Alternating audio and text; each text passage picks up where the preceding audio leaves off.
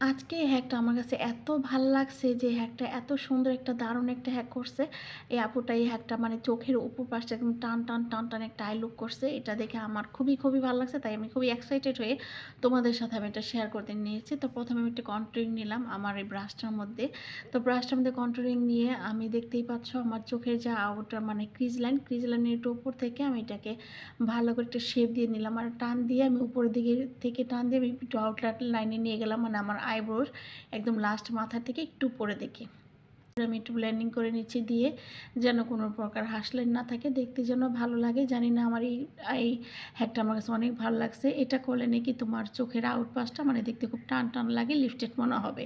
তো যাই হোক, এখন হবে একটু হাইলাইটার। তো হাইলাইটার আমি প্রথমে ইনার মানে লোয়ার আন্ডারেতে দিয়ে দিলাম ইনার কর্নারের দিকে। আর এই তো আমি একটু অন্যরকম একটু আর একটু বেশি করে দিয়েছিলাম হাইলাইটার চোখের মানে ব্রাউ বোনের উপর দিক দিয়ে।